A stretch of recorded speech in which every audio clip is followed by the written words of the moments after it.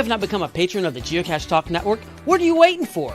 Patron levels start as low as a Bison Tube level at $3 a month. To sign up is easy. Simply go to the Geocache Talk website and click on the Become a Patron button, or go to patreon.com/Geocache Talk.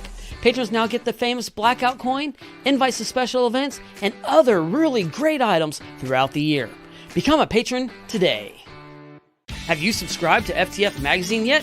FTF Magazine is the #1 geocaching magazine available. It is a quarterly magazine that you can be part of. Submit your geocaching milestones and adventures to be published. FTF Magazine is also interactive with puzzles to solve and a hunt to find Spartacus. If you can solve the puzzle or find Spartacus, then you will be entered in to win a special pack tag. Every new subscription, you will receive a special swag pack. Subscribing is easy. Just visit FTF's website, ftfgeo.com. Don't miss out and subscribe today. All right. Hey, everyone. Time for Puzzle Talk, the geocaching puzzle podcast brought to you by the Geocache Talk Network. And here are your hosts, Charles Watkins and Tom Brotherman. Good evening, gentlemen. Good evening. Howdy. That kind of fits, actually, Tom, because we're getting into close to Halloween, so you can get the good evening. Good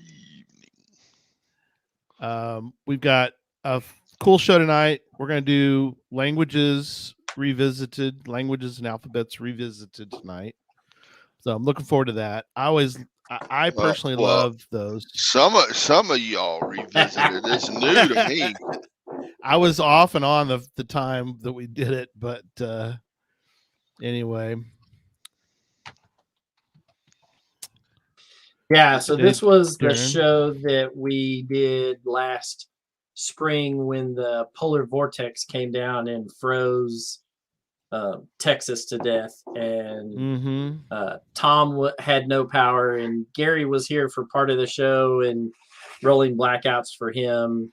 So he was in and out, and I started the show all by myself, and then Jesse jumped in, and so did Jeff, and we kind of quagmired through it. And since we thought that it was all right, since I thought it was kind of a botched show, I decided that we were going to revisit this topic, and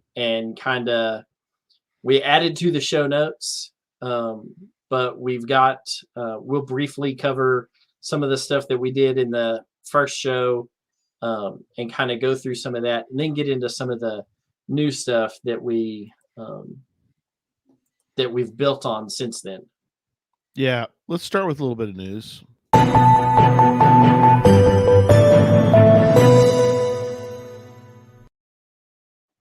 did go take a quick look and check. There are Puzzle Talk products still available. They're gone quickly. Obviously, we'll come up with some new items in the future, but if you'd like the coin, which is showing up in the top of our screen, the logo up there is basically the coin. So that is, again, being retired. So I just thought of something. Should the description for all the items for Puzzle Talk be something you have to figure out? There it is. That would be good. Well, there's a puzzle on the coin. But there is a puzzle on the coin. See, Charles, on the back of the coin. That's right. There it is. It's a bright, shiny one too. There you go. Oh, it's just, you can see the puzzle here around the outer ring. Yeah, clever, very clever. I thought. Good job. Yes. The shirt also. I'm wearing the shirt. In the back, I'm not going to show the back, but you get the idea. But this shirt also will be retired, so it's not going to be around forever. And I love it. It's really well done. It's, but again, just saying, we'll put it away in the vault. So, yeah, and the puzzle that's on the back The puzzle that's on the back leads you to a real place on the planet, Yes. where I have hidden a box that's identical to this. Yep. And it has a Puzzle Talk coin in it, and one of my personal trackables. If Darren could teleport to it, he would know what coordinates to place into his teleporter, because he knows where it is. He just can't get to it because he's a little ways away. That would be interesting is if he, well, you shouldn't, but I said if he posted how many miles away he is from it, people would go, ooh, they got a ring. That's a big, that'd be a big circle. That would be but I mean, you have to look at the leading edge of that. So yeah. So oh, he solved the coin. I'm sorry, Darren said he solved the coin, not the shirt. Okay, good. That's okay. All right. So another thing, and then I know Charles threw something also in the notes about that we'll get to in a moment, but actually a couple items he threw in there. So I do want to mention that Podcast of Hope, December 5th. So mark on your calendars. Everybody will be on. And we're hoping to do a announcement of the schedule. Who will be on when? Soon-ish, yes. So we can't talk about that guy yet. No, we can't talk about the guy who will be on and his friend. So it's not just him and his buddy. But yeah, that's going to be all right. It's going to be a major announcement. We got a lot of cool people on besides just them, but yeah, he's kind of probably he's got the most flash, I guess, of the shirt's my nemesis. That's funny. Hey, so don't worry, we'll get to that. We may throw you guys that are looking at this shirt, we may throw you guys a bone here. Here we go. In tonight's show. It's worth hanging around towards the end. Absolutely. So there you go. And Charles, you threw a couple items there you want to mention? Yeah, so International Earth Cache Weekend was this past weekend. We hope that everybody was able to get out and find an Earth Cache and grab you a digital souvenir to add to your geocaching profile. Yep. I happened to go out and grab a couple of Earth Caches, and if you notice, Earth Caches are worth the most amount of points this month in the Reach the Peak, which is the other thing that I have in the show notes. Yep. So Reach the Peak is in full swing for Mount Elbrus, which is the highest peak in Antarctica, right? We're almost halfway through with this month's challenge. Give or take, it started on the 4th. So, we got a little wiggle room, but make sure that you're getting out there and finding caches with 10 or more favorite points are netting you 750 points. Something big, yeah. Earth caches are netting you the most amount of points as well. And then puzzle caches or mystery caches, the question mark caches are nabbing you 600 points a piece. That's pretty good this month. So get out there and find some caches. And we hope that you get your 2 pieces of digital souvenir art for your geocaching profile this month.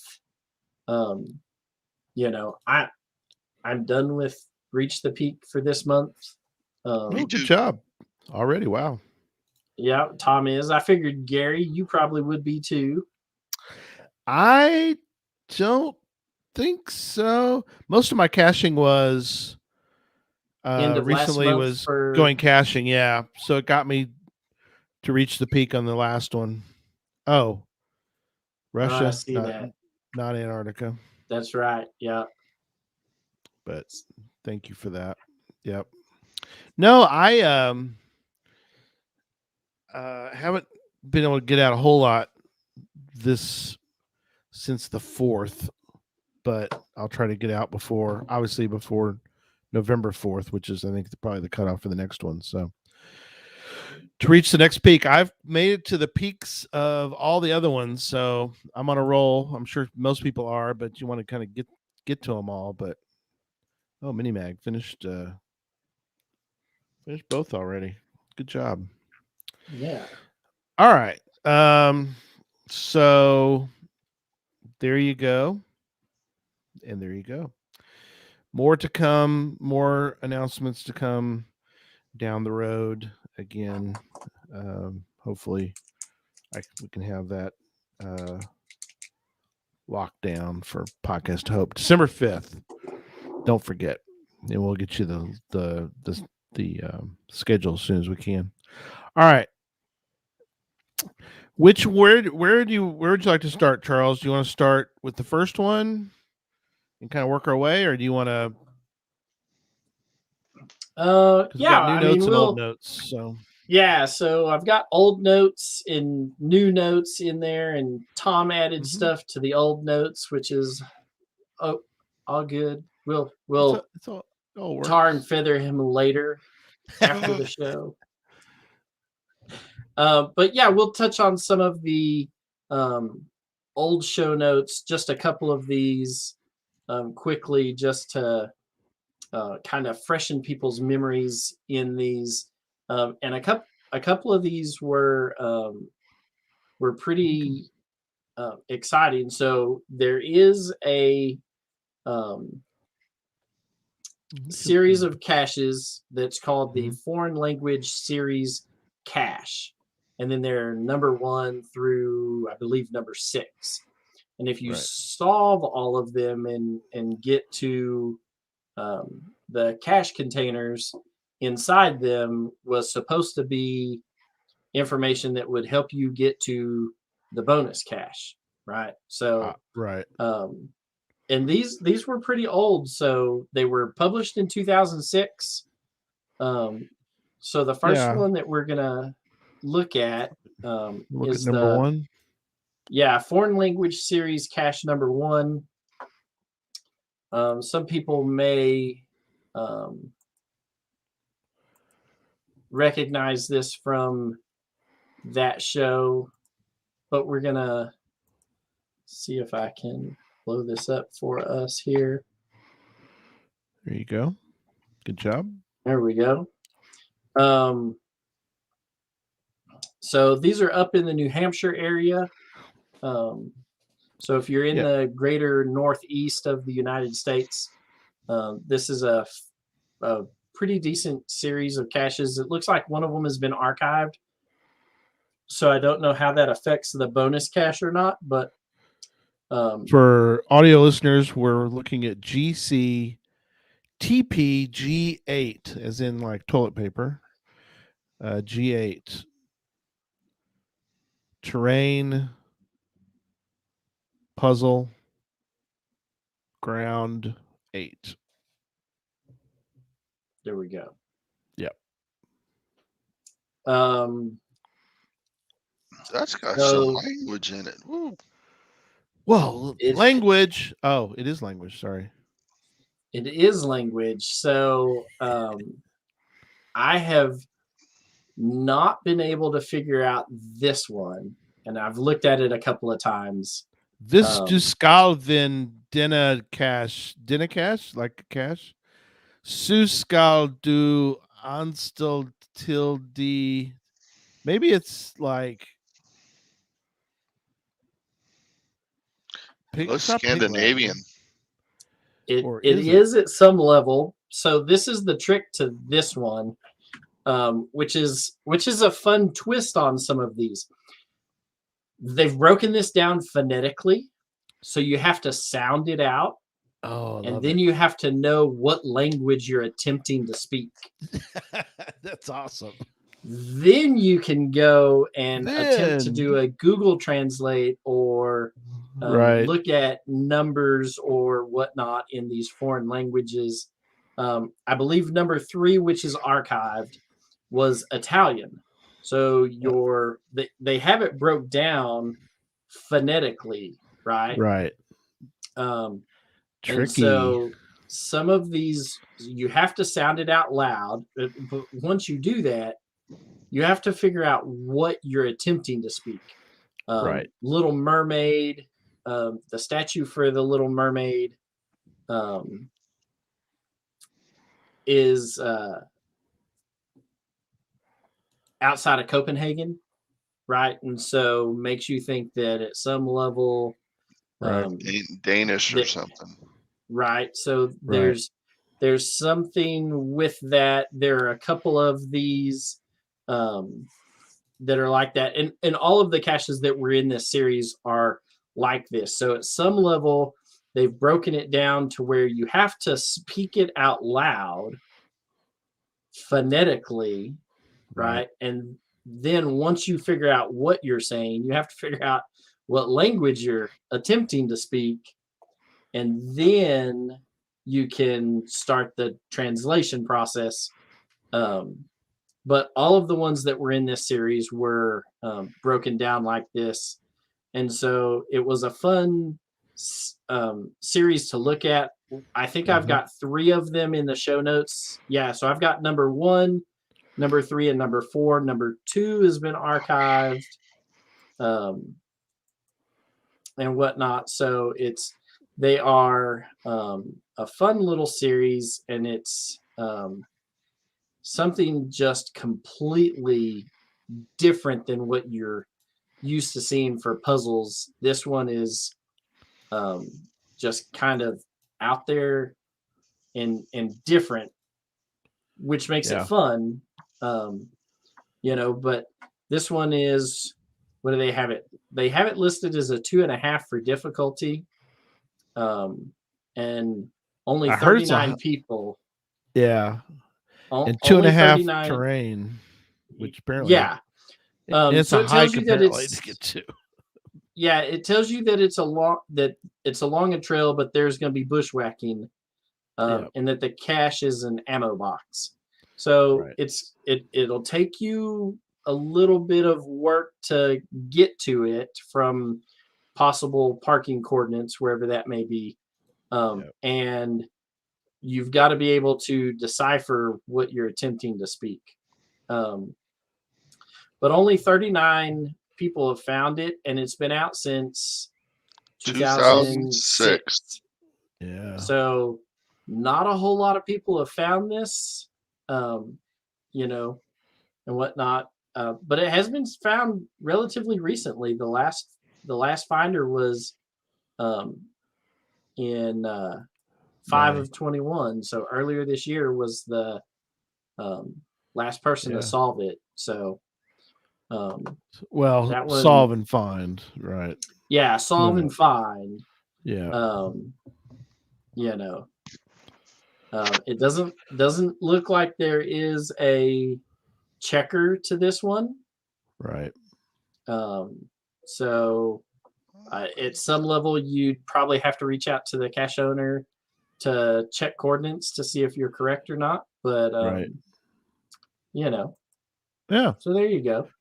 Clever. There are a couple of those, clever. and it's a very different puzzle for what most people run into with languages, right? It's completely different and off of the wall from other types of puzzles, and being able to figure out what's what in it is kind of weird. But I've got 2 other ones listed there in the show notes. Like I said, there were. We'll check I was just saying this. I'm kind of surprised there's not more people solved this one, because this has got to be a bit easier now with smartphones, where you can just speak this into it and it'll translate it for you. Possible. I see what you're saying. Of course, you got to speak it somewhat right, but yeah, you got to get close. Google's at least close enough. You know what? Yeah. Yeah. Google's got to account for my accent, though. Yes, right. Southern Dutch. It has there's a button for Southern, so that helps. Yeah. So that'd be funny. But there are two more that are in the show notes. So if people want to go in and take a look at those, they're there.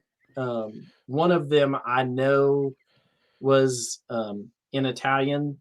I believe it was number 2, but it may have been number 5 or 6. But they're there. Yeah. And for the caches that are still surviving, the cache pages, number 2 is archived because the photo that you have to look at, the web hosting service died, and for whatever reason, the cache owner did not put a copy of the picture in the photo gallery. Right. The rest of these caches all have a picture in the photo gallery, so the photo was saved when Groundspeak migrated all of that stuff over. Right. So there you go. Yep. We want to go Tom for Pirate running Treasure the background. Now? Yeah, we're gonna skip to Pirate Treasure 3. This is Emma's birthday cache. Yep. This is gonna be GC 2WJ3G. Into the chat room as well. Just so people can follow along. Share my screen on this one. Okay, so this one is in the United Kingdom. So for our British friends across the pond, and possible people that are in mainland Europe that can take the ferry or the tunnel over. Right. It's just a hop, skip, and a jump for you guys. Southwest England is what it's listing it as. Yes. Oh, I didn't realize that there's a British grid. Well, that's for another show for sure. That's for another show. That's for another show. That's right. We'll have to do British grid. I didn't even know there was such thing. Oh yeah. Okay. So this is a cache that was put out for a little girl's birthday. Cool. The cache is not at the coordinates above. And so what you need to do is work out the following. And he's got a host of languages here. Yeah. So you have a number. It's NO''O times DUA divided by FYRA. Yeah, right? Put it in the chat room so people can take a look at that part if they don't. And so each of these is a number in a foreign language to even British English. Wow. Which the Queen's English is a foreign language to most of us. But it is a set of numbers in Swedish. Oh, really? Right? Interesting. And then line B, the fem times 2 minus 3. And then you have to have a checksum. And they do give you a checksum. Thank goodness for that, right? Yeah. But line B is also in a foreign language, which also happens to be Swedish. Wow. But that doesn't hold true the whole way through. So like line D, this, and you know by this O with the 2 dots over it, right? That's a special accent in it's a umlaut. An umlaut. Yeah, in Germanic, in the Germanic languages, right? And so you can tell that this is going to be some derivative of a Germanic language, whether that be German, Austrian, Polish. This one happens to be Hungarian. Oh, wow. Right. And so as you go through this cache page and work it out, the languages on each line are different. I like that. And so you you have to get through it all and decipher which language you're looking at, Right. and then go back and figure out what those numbers are. And each line is slightly different. So I like you know, that. some of them may double somewhere in the puzzle, like the first two are the same, but Right. but line C and line D are different. And so as you work your way through this, it gives you different languages that you work through. It doesn't give you a checksum, so you should be able to at the end be like, I messed up somewhere. Have we ever talked about what a checksum is? I don't know. We have. It'd So be this good, one says, maybe be good to review it. Yeah, Yeah, we so need to this review one- it. yeah. This one says north 29 and W or west would equal 31. So what that means is you take the coordinates for the north and you add up all the individual numbers together, and when you sum them up, it should equal 29. And if it doesn't, you have something wrong. Right. That's so kind of clever. Right. So A, B, C, D, and E all added together equals 29. Equals 29. And then F, G, H, J, and K would equal 31. Well, right? plus the 3. You got to add the 5 and the 3 in there too for those. Oh, because they give you, see. Yeah, they give you the 50, north 50 and the west 3. 003. Right. Which is so weird for us to look at, but then again, it's in Britain, so it is on the other side of the magic line. The man-made drawn line. The 0, the west 0 is Yeah. You could. That's easier to find than north 0 or south 0. Yeah. So this one is a cool puzzle that goes through. They do give you parking coordinates that's nice. on the map, so that's always nice when somebody says, "Hey, this is where you park." Park here. And so you should be relatively close to the parking coordinates when you get to the end, relatively speaking. Sure. Not always, but generally speaking. So very cool. Yeah, and this one was 2011, so that predates the 2 mile rule. No. Is that right? No. When was the 2 mile rule again? 2009? Right 7 or 8, I thought. Yeah, 07 or 08. I put a cash out in 06 and people hated me because they're like, "Do you know what the price of gas is?" I'm like, "I'm sorry.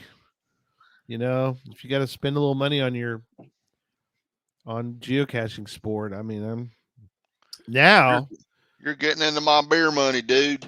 I guess." But what's funny is now we're right back to the same amount of money. So for a while there, it was kind of funny. It was nice. It was kind of nice. I should go back and find out what the price was when people were like complaining, because it wasn't that far. 6 miles or something was all it was. It wasn't like it was 30 or something. Yeah. The very first Where I Go that I attempted in Wyoming when we moved there, it starts just outside of Cheyenne, but it ends 90 miles up the road. Dang. You have these arbitrary stops in these ghost towns that you have to do, and I was like, wait a second. And so minute.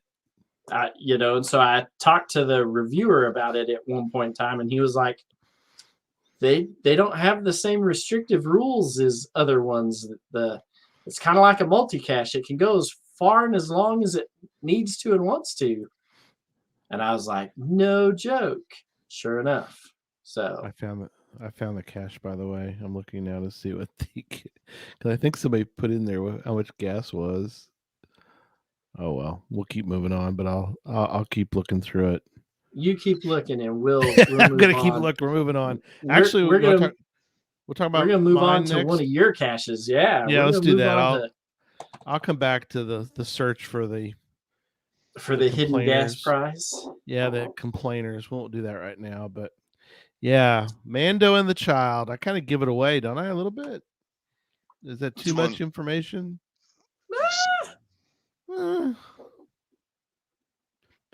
So what? Maybe not. The- Yeah, Maybe not. Some people are not Star Wars fans and are hardcore True. Trekkies, and so right. they wouldn't know anyway.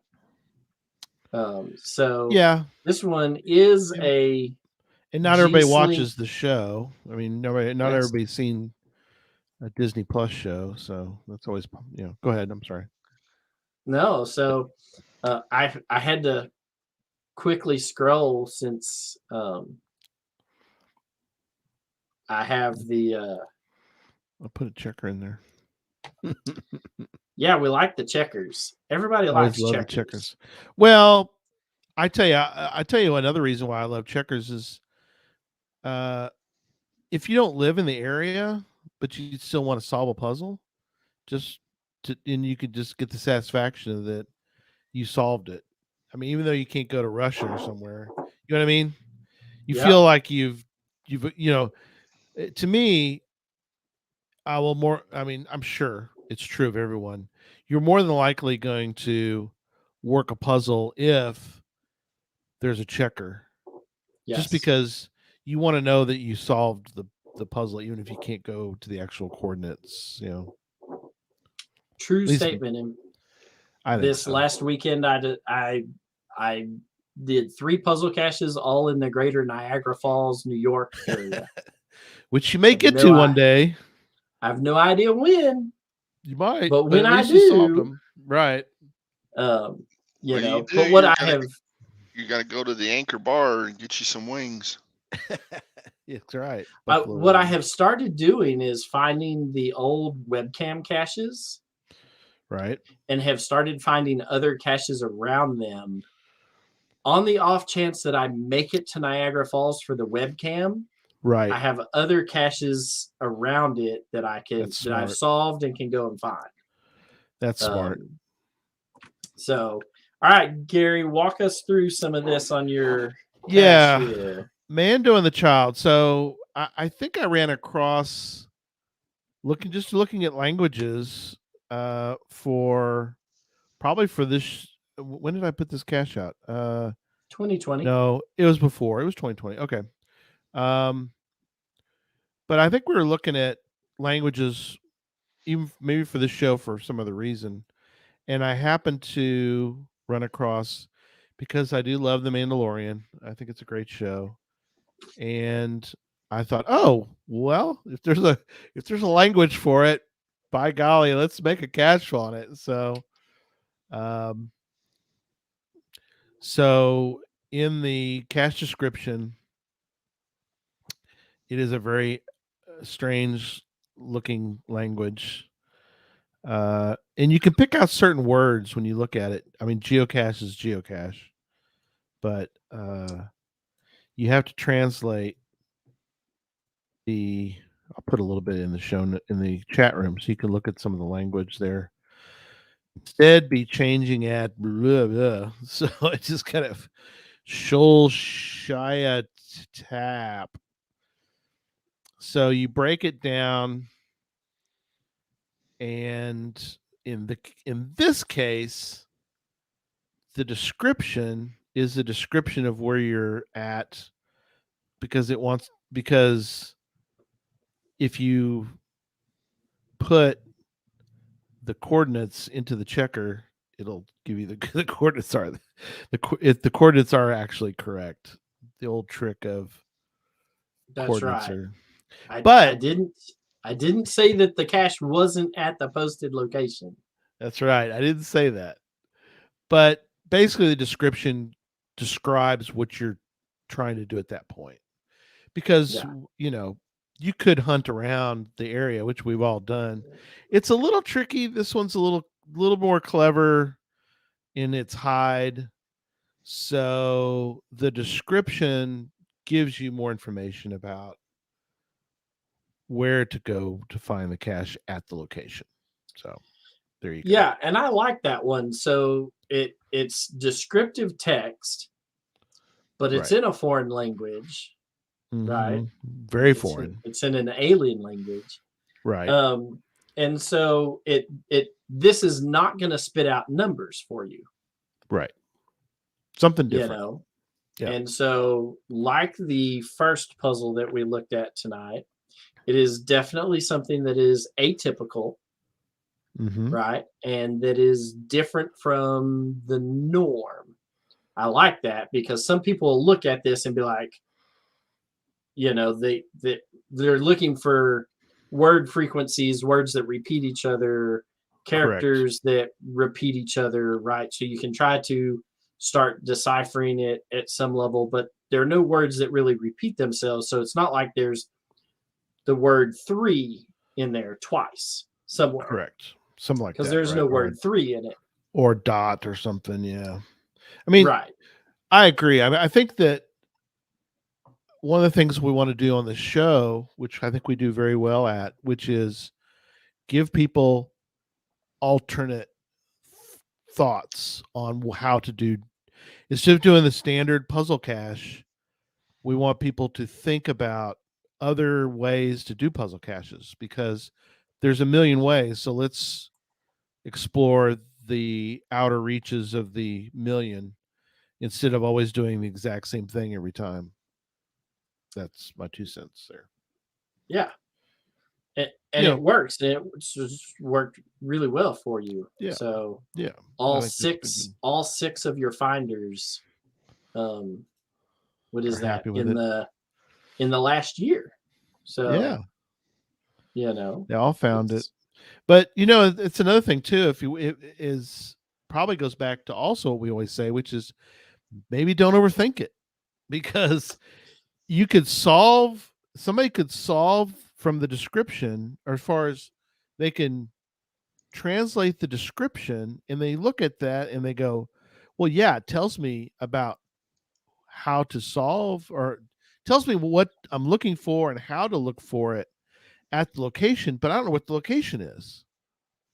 Right. And so people they might go search in go through the source, the source of the web source, or I mean, it's like, wait a minute, you don't have to, don't kill yourself on that. Try the coordinates first, at least once, and sure enough, it does work. So, I mean, that's kind of standard, right, Tom? I mean, first thing you usually do is give at least one shot at it.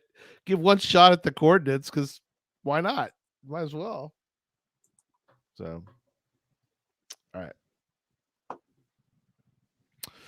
On to the next one. Okay. So let's see. So the next one we're going to look at is an archived cache. It's GC8R0WX.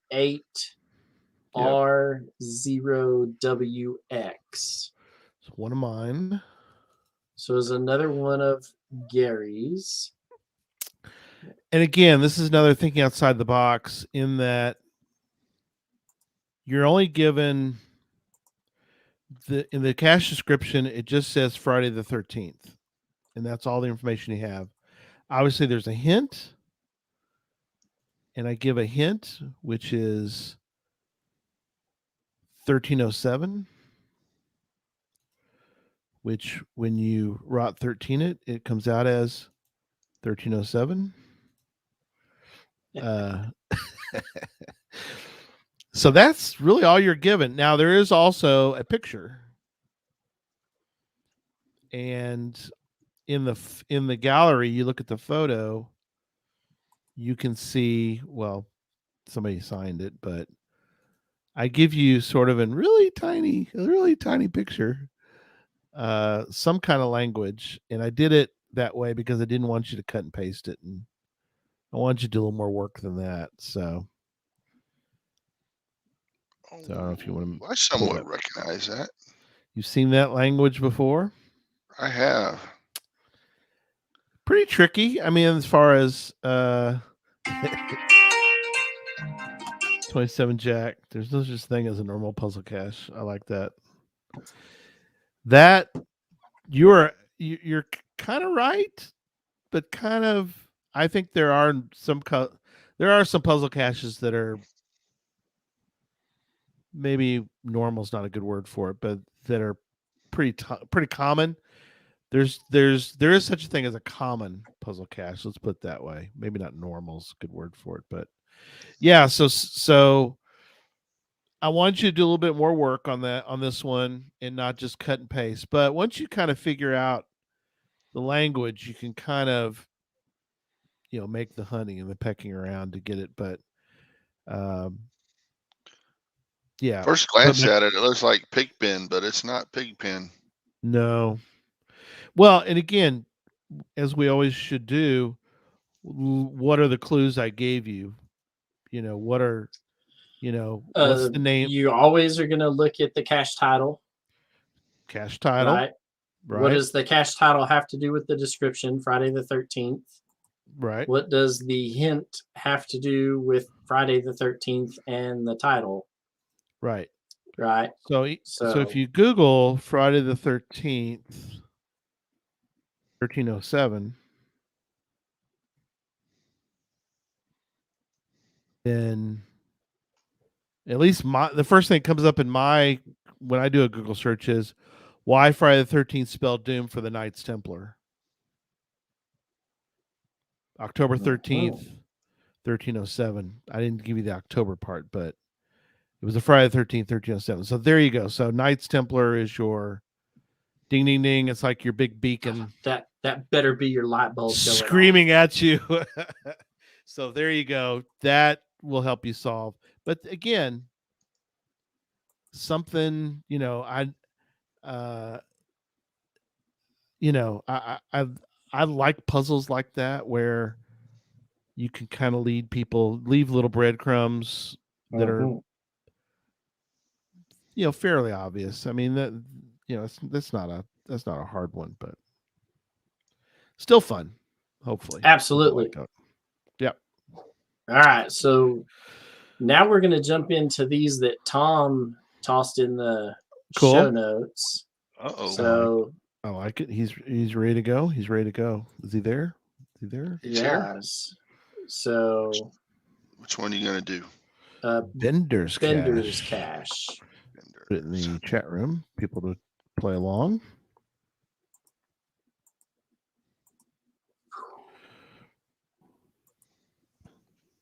Okay, so Bender's Cache is a difficulty 2.5. It is and this one has been archived. So there we go. Feel free to take this cache page 10 BTH and straight up steal the puzzle and put it out in your neck of the woods. There you go. And give credit to Ma and Pa. You're going to have to zoom out a bit. Oh, interesting. Oh, on the description? On the whole thing, because you can't see the background. Oh, tricky. So, right. So, but what you can do is see it here. Okay, yeah. It's in the gallery. in the background image for this is the puzzle that you're looking for. You can see it there. You can look at the gallery too. Yeah, I forgot it's in the gallery. You can pull it but up it is in the gallery. But let's look at this. It tells you that it's it used to be a micro container in the woods. It's the number 2 in a language cache series. Ooh. So if you go and look at Ma and Pa's caches, there's probably another one in a language series. And since it's a series, there may be additional ones. And then I love the hint. Omniglot. Omniglot. Which is a very clever website that you can use. It is. And so when we look at this, you have Bender's cache, and it's just a random spacket of symbols. So, Yeah. Tom, Mm. Spack. It must be some foreign language, and I'm gonna guess it's probably really foreign.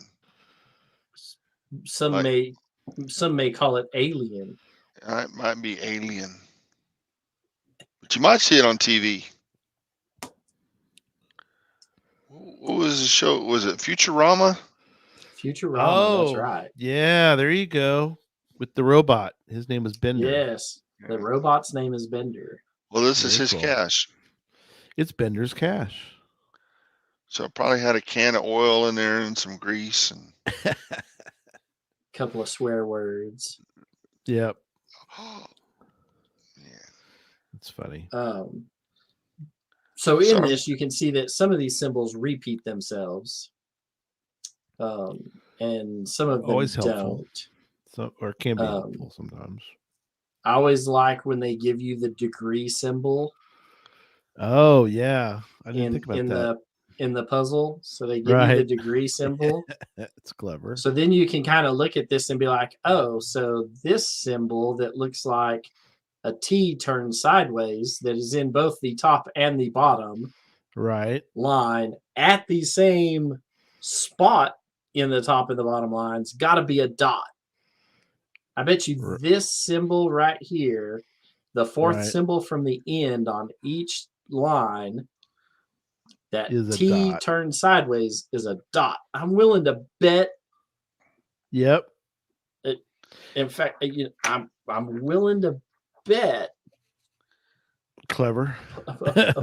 my puzzle Coin? talk coin. Wow. That is, That's let's look how that up. Have to look up Bender.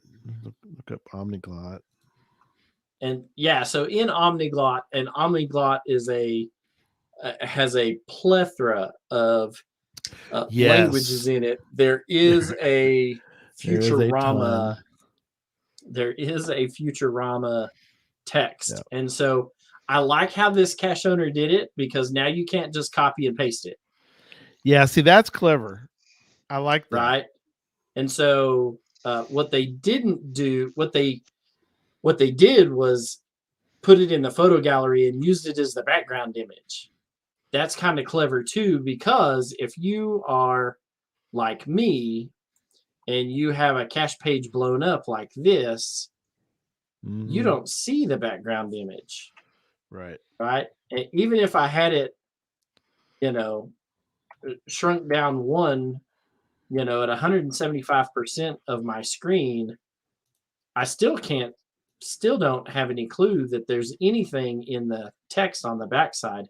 You can start to see it way over here on the right-hand side of my screen that I'm sharing, that there's some stuff over here, but it's not until you zoom out on it a little bit that you can see that.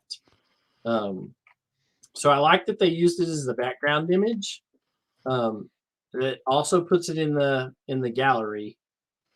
And so I like that. It's a different way of doing it. So the picture's not in the description of the cache page. It's just another little nugget of how to hide something, even if it is in plain sight. So you bet a coin, huh? Oh, look! Is that right? Look where the picture's at, and look what it tells you there. Cache coordinates in Futurama alien alphabet. So you bet a coin, huh? Let's see if you're right. You have a coin on the line. My sideways T right there. Yes, you are. You are correct. It is saved. It's a good thing I bet one of those and not my Miss Pac-Man coin. Yeah, you don't want those are rare. Yeah. Very rare. Hard to get one of those back if I lost it. I've got the combo. I'd have to solve this thing again because this was pre-notes time. This is before notes and corrected coordinates, and If you're really cool, you get the coin and the path tag. How about that, huh? Okay. I just got a picture with the guy. I'm getting off topic. Okay. Yeah, he's got both. There you go. Charles is on top of it. Yeah, I found the path tag down on an island. I know you. That's a crazy story. On a nude beach. Not only is that crazy because of that, but it's crazy because we were outside. We're not even in Colby. We're in the middle of nowhere, Kansas, near Colby. And we ran into a guy who was there was on at that your same event. Cruise. Yeah. Yeah. He went to your event. That was a little crazy.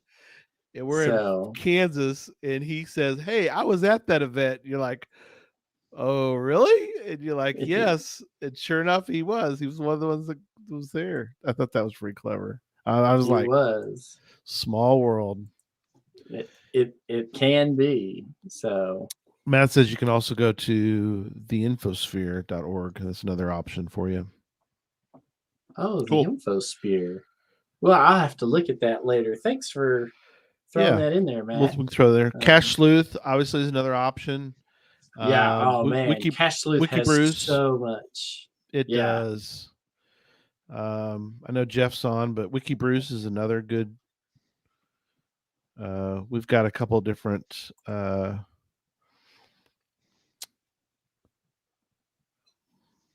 tools. We can throw that one in the tools as well. Yeah, and they're all going to be listed in the show notes. So if you want after the show, you can go to geocachetalk.com and click on the link for the show notes, and the show notes will have a link to all of this stuff on there as well for our followers. So tools.cachetheline.net. Used to be WikiBruce. Now it's tools.cachetheline.net. WikiBruce sounds so much better, though. I know. It's it obviously the first thing that came to my mind was WikiBruce because he goes by the Bruce Zero, and so anyway. But yeah, tools.cachetheline.net. All right, moving on. All right, so the next one we're going to look at is another one that Tom gave us. This one was hidden in 2008, called Welder Park. I'll put it. It's a 2.5 difficulty. Guess where it's at in the chat right now. Is it in Texas? It's in Welder Park. Well, you know. Well, there you go. That narrows it down a little bit. DC1, D as in difficulty, F as in fizzy, P as in puzzle, and K as in kayak. GC1 DFPK for us audio listeners. Okay, so this one says it's not at the listed coordinates, but it does tell you to use the supplied attached drawing to decipher the coordinates. Which is also the background. Right, also the background. Clever. And they do give us a hint. And again, it is omniglot. Tecumseh. Right. So that at least helps break it down. Let's look at the puzzle. And what is this, Tom? My guess is Tecumseh. Tecumseh. Or Tecumel. I don't know. Tecumseh. Yeah, so this is another one where they've created an image so that you can't copy and paste it into a translator, right? So you can't take it and copy and paste it into Cache Sleuth's search engine and hit the enter button. You can't put it into the search engine in Omniglot, right? Got so a little bit of work. Yep, a little work ahead. Yeah, so you've got to put in some work to try and figure out what this is. Thankfully, they tell you what it is on the cache page, so should be fairly easy to figure out from there. I'm going to guess that symbol that looks like a stopwatch is probably a dot or point. Now, Smart. I'm willing to go out on that limb with you. And so, well, don't break it; we'll fall. So that's probably a north, and that's probably a west. Yeah, A N and a W. Just saying. West 097. I'm probably. Let's see. Yep. 97. Now, if you wanted to really make it, if you really wanted to go full bore on a cache, is you don't give people a hint like that. And trust me, I spent many an hour for going caching, searching languages just to try, because you got to do it by eyeball because you don't have anything else. Yeah, that's right. If you don't know it's Tecumseh, you're going to go to Omniglot or Cache the Line or one of those tool sites. You just go down the line. You just go check which one looks like it. And I had one like that, and I got lucky, I guess, in a sense. I mean, I spent hours looking for one, and I got lucky on Cache Sleuth. And on Cache Sleuth, I found the language, and sure enough, it was the right one. So, but it'd be tough as taking something like this and writing it upside down or reverse it. Oh yeah. So if you put it backwards. Yeah, mirror it. Yeah. But once you eyeball it though, you can kind of, which is tricky, but you can then work through it. You know what I mean? Yeah.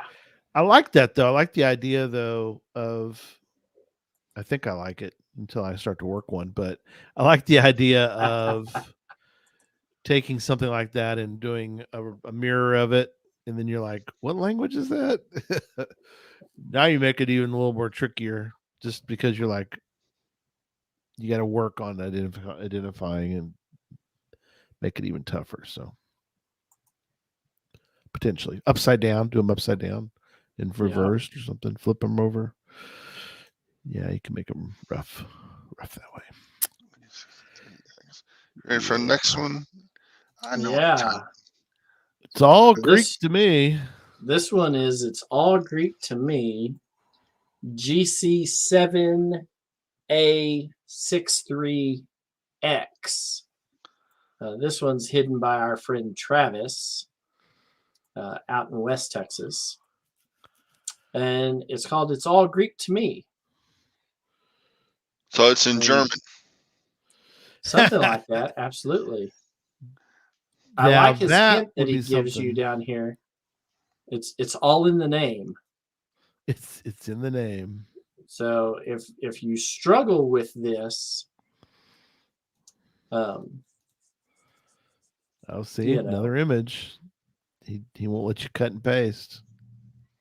Yeah, it won't let you cut and paste it. He put it in an image, so yeah. But I like his description here. He says, I hear it all the time. It's all Greek to me. I hear it about puzzle caches a lot. So why not? This should be fairly easy.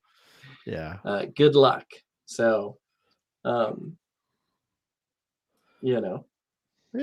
Get you your little pocket dictionary out, that travelers used to use back in the 80s for simple translations from one language to another. And, good luck. Or Google translate Greek and type in 0 to 9 and let it translate those and then see if they match up anywhere in there. That's possible too. That's cheating, Tom. No, that's thinking.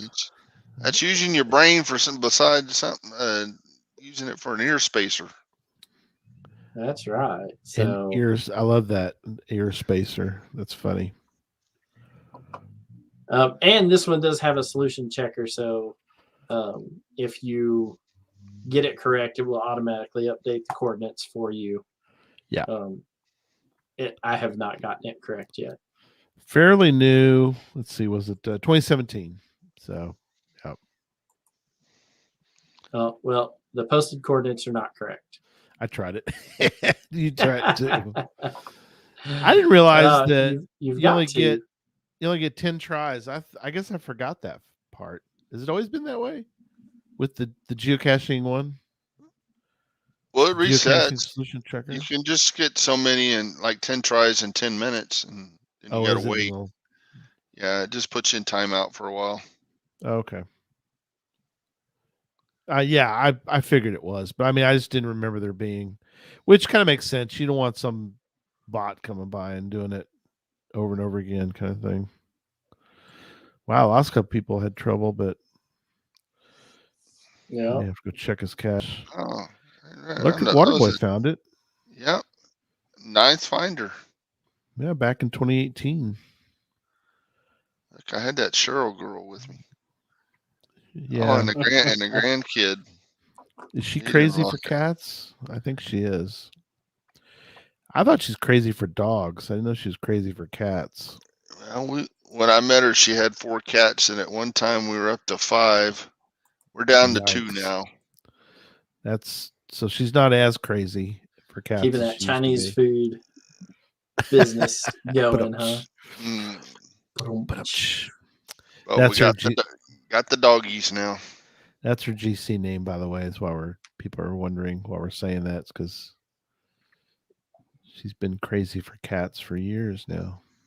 Okay, so Next scrolling one? right along. Yep, next one. This is going to be getting into the new. These are going to show up under the new notes. We can move those other ones too over for the show notes. Yeah. But here's a message from Starfleet Command. Starfleet Command. That's Starfleet Command. The GC the Last Starfighter. The Last Starfighter. I love them. That was a good movie. I mean, I don't know if it's still hold up. You think? Yeah, I think it kind of holds up. It sounds good, but it's not. It doesn't hold up. I mean, and unless Klingon is somewhere in the Last Starfighter, it's some other space. Yeah, it's some other one. GC1 QW, not a U, but a double U, KR. In case you want to play along at home or in your car as you drive. Probably not a good thing. You might want to pull over first, then pull it up. So this one is gives you a little backstory here, and I enjoy the ones that give you a little backstory. You know, just to put you in a mood, right? But this one is, I have found this one up in Wyoming, and it's still an active cache. So I'll try not to scroll up too far to give the posted coordinates away. But it's a Klingon warship is orbiting near Earth's moon, has been engaged by a Romulan warship. Right. And on and on. So you come on down here, and it gives you embedded image, right? So again, no copy and pasting here. But this one's fairly simple if you can find your Klingon alphabet and numbers. Right. Then you can quickly decipher where this one is at. But it does say that you must decode the Klingon coordinates to retrieve the capsule. So fairly straightforward. You shouldn't have a problem with this. If you start looking up Romulan numbers, you're probably going in the wrong direction. So it is a Klingon And so in the hint, he tells you to tell your computer to find a Klingon translator. Right. So it's been found 22 times. Whatnot. There's I found it in 2017, 2018, 2019. So it hasn't been found in a couple of years, but it was in good shape when I found it. So I have no doubt that it's probably held up well. I like this because the next cache that we're going to visit is also Klingon, but it's done slightly different than this cache page was. Something Josh points out, which we talked about earlier, is if you copy and paste a language with non-letters when creating a cache page, the message "remove all images hosted on a third-party website" comes up, which we talked about. They don't want you using Photo bucket or tiny image or whatnot. Yeah. So, he mentioned something we talked about earlier, which is create an image of the code and put it that way. Or there's other things you can do. I mean, what are some other suggestions, you guys? I know that the first one comes to my mind is you can put, if you don't want to just blatantly put it on your puzzle page or in your puzzle cache, you could put it in an archive cache somewhere and just give a clue, right? Pointing to if you don't want to give away the farm right off the bat, I think you can put that image somewhere else. I think they took your ability to edit archived cache pages away from us. They can't do that anymore. I know that was something people were doing for a while. Oh yeah. Yeah. Maybe we can't do that anymore. I have to go check. I found this guy who created this Fix Fizzy up in one of them Dakota states. Oh yeah. Did all kinds of crazy stuff. Like he left embedded hidden stuff on travel bug pages. Left you the TB number, or some odd thing in his geocaching profile that was in hidden text, and you had to highlight his entire geocaching profile to find it. Okay. Yep. Yeah. Fun set of puzzles that he had, but some of them were devious. Right. Very clever. So scrolling right along, this one is GC1NDE. This one is an archived cache called Quapla. Success. Kapla. But it is Kapla. This is one I had solved, but I didn't get to find. It's a bummer. Yeah. There we go. So here's your text that you need down here, the bottom two lines just about of the cache page. And you've got to be able to translate this. So this is the other side to that spectrum. So instead of giving you the images that translate to numbers, he is now on this cache page, they've spelled them out. So you've got to go and figure out how Klingons spelled their numbers, not just what their numbers were. And so that is one of the cool things to this puzzle and whatnot. It got archived for a lack of response to some long issues with it.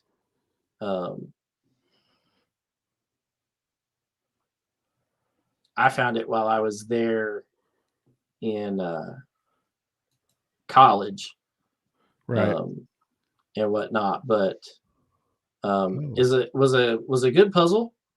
You just have to. This is the other side to foreign languages or alien languages is that Mhm. not only do you have to know what they look like in some cases, but at least in this case, you need to know how it's spelled. Ah. And so you, at least on this one, you can take this and copy it and paste it into a Klingon translator, and it'll spit out the answer for you. Right. So that is the downside to doing it this way.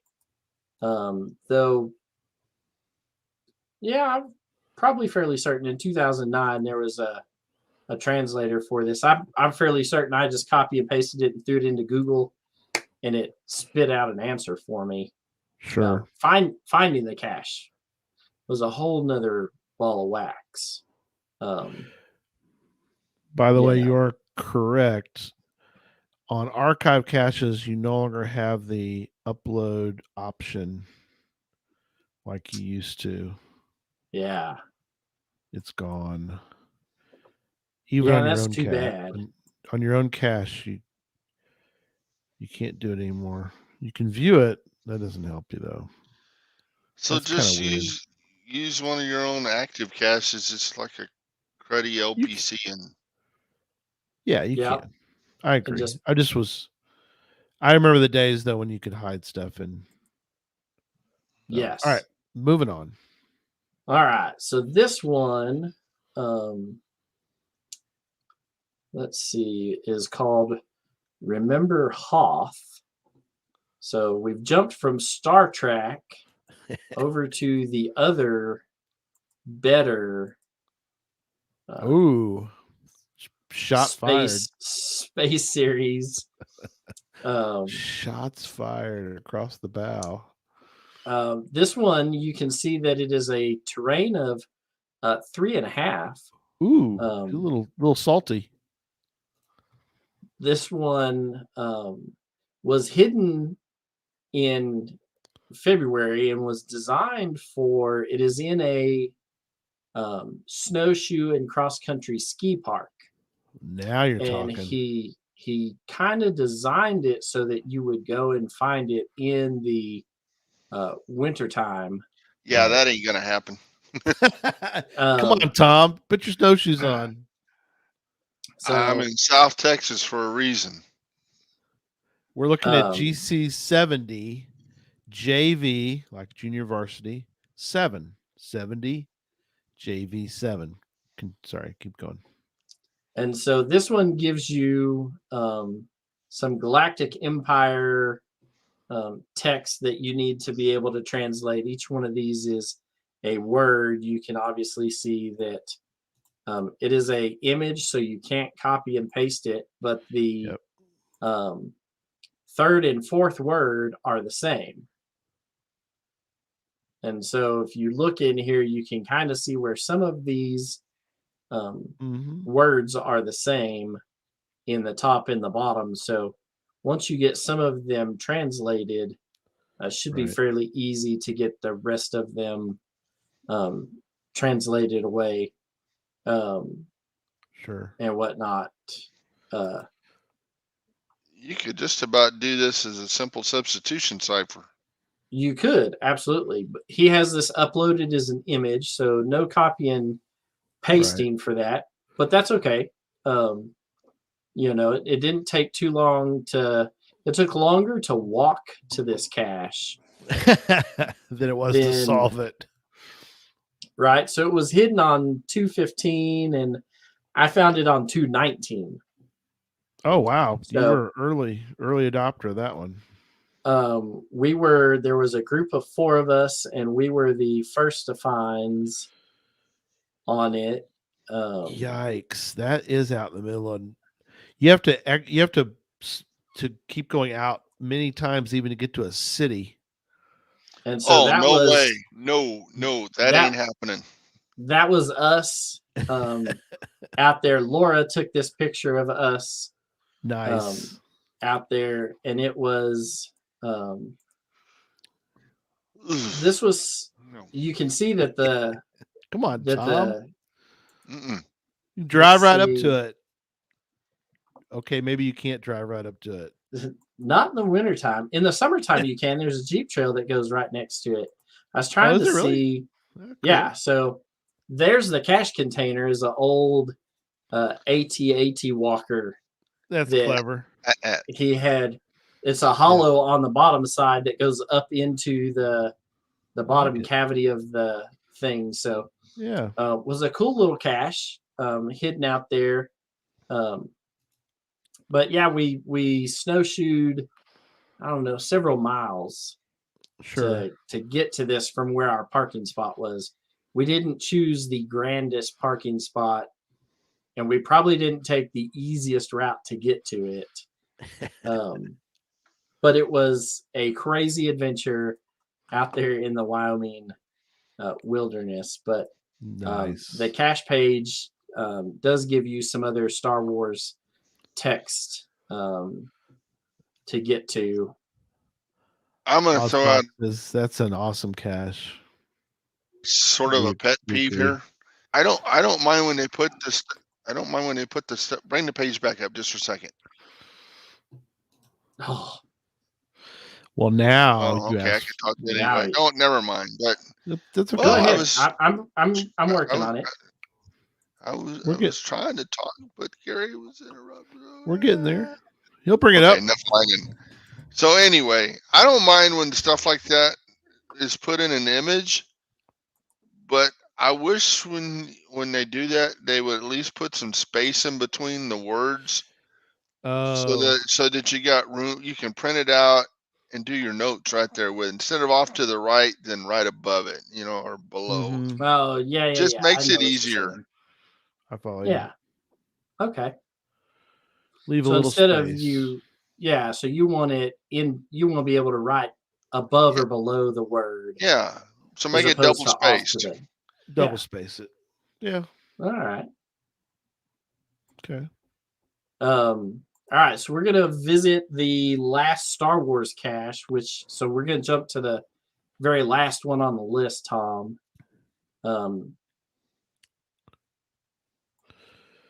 This one is GC2VQE3. I'll put it in the chat room. It is done by the same cache owner. It's a great name too. And it is called Who Shot R2D2 Revisited. Is it kind of like Who Shot JR? Something like that. Yeah, there's a big mystery around it. From the great TV show Dallas.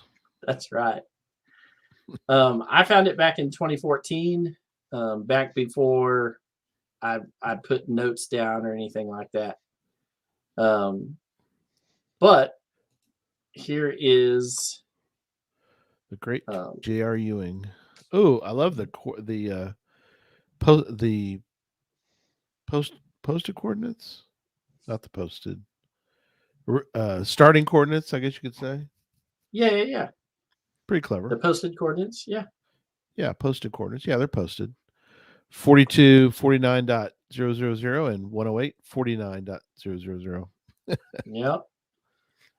So this one is again some type of Star Wars saga textual writing that you'll have to decipher. It again is an image, so there's no copy and pasting, but should not be very difficult to decipher. I like this image because it is a conglomerate of Mandalorian and Empire and Jedi symbols all kind of hodgepodged into one. Cool. So it's kind of neat to see. He does give you a couple of hints in this. If you're looking for R2D2, use the parking area from the bus. The bus is another cache that was off in the area that gave posted parking coordinates. So he says, if you're unfamiliar with this area, park at the bus's parking coordinates, and go from there. He's an avid mountain biker, and this place is full of mountain bike trails outside of Lander, Wyoming. Yeah. So it's a beautiful area of the state and whatnot. This one, again, not a whole lot of finders on it. 16, but he does give you this image in which to go off of, right? I like the cache container. Yeah, so the cache container. When we look at this, oh, yeah, there's me and the cache container, and my little Geopooch. Yeah. And so it was kind of cool. Inside it, he had all these Lego figurine keychains. That's and cool. We all kind of replaced it with something else. And we each took one of these. I took this Stormtrooper one. And we ended up attaching travel bugs to them and making a Star Wars travel bug race. Oh, cool. And I think my Stormtrooper is somewhere in Australia right now. In a galaxy far, far away. That sounds like a win to me. So was kind of down, hidden in this ledge underneath here. So very much like you're off on Tatooine somewhere. Right. Looking for this. So in this, the top of R2-D2's head screws off and opens up. So it's kind of cool how this one opens up and all works out. So I'm gonna continue like that. You can get off of Thingiverse, I think, if you want to do a different though. It's not the same one, but still you can. If you don't decapitate him. You can do the 3D printed one. You took his head off. There you go. That's cool. So, yeah. It's got a little thing at the top. So. Yep. He'll survive. He'll be okay. But you can I got this one 3D printed from Antaeus. Our buddy. I was gonna say that looked awful familiar. Antaeus lives down by Tom, in case people are wondering. So yeah. He's not far. Okay. All right. And onwards and upwards. This is the last one for the night. But if you hung in this far for the 11 people who are watching, right? At least on YouTube. And the few who will go back to visit this cache. Yes. Once you're listening to it as an audio listener. This is the cache that I stole the puzzle on the back of our shirt from. Ooh, hey now. So that's some information. This is for those of you who are still trying to decipher the code on the back of the shirt. This cache may be the one to help you out. Clever. It is GC1 DC08. Wow, he's giving that info out. How about that? That's spilling the beans right there. And it is called Art Imitating Nature. And Pearls imitated the cache page. That's right. But I did reach out to the cache owner and say, hey, I want to do this. And he said, yeah, absolutely. That'd be awesome. So yeah, I told you that our puzzle on the back of our shirt was a difficulty 5 because I gave you 0 hints. Osvok says those are some big beans. I have now downgraded our t-shirt to a difficulty 4.5. So I'm throwing you a half a star. Half a star off now. That's it. But it's a breadcrumb that can lead you to the witch's house. So in this,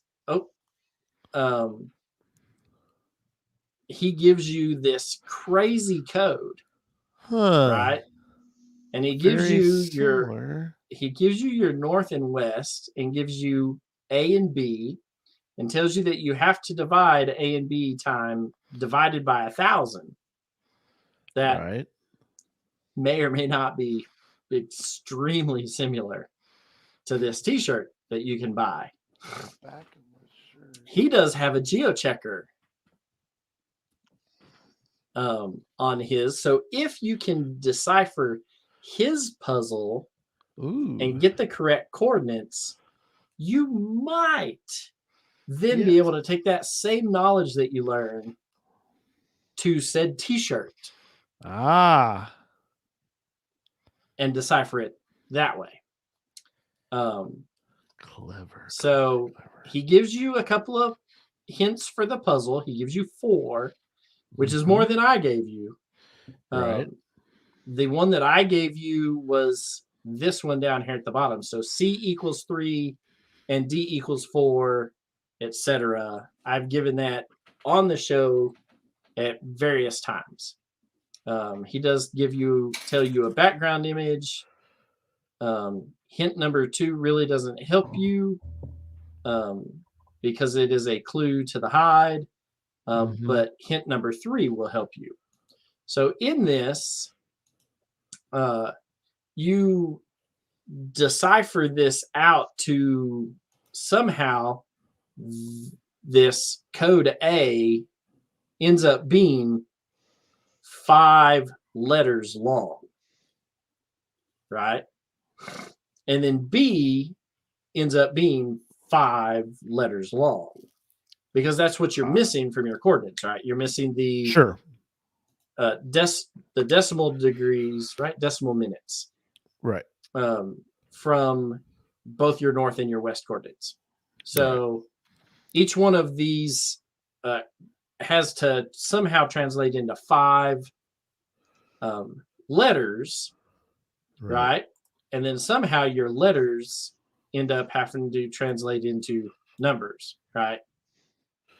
Because C equals 3 and D equals 4, right? So this puzzle right here is exactly where I borrowed the puzzle for the back of our T-shirt from. Right. Was probably at the time was the hardest puzzle cache that I had ever solved on my own. Right. And me and my wife spent several long hours, days looking at this. So if you are wanting to, if you have one of our Puzzle Talk shirts and you are still working on deciphering the puzzle on the back of it, then this probably would be a good rabbit hole to run down. Cool.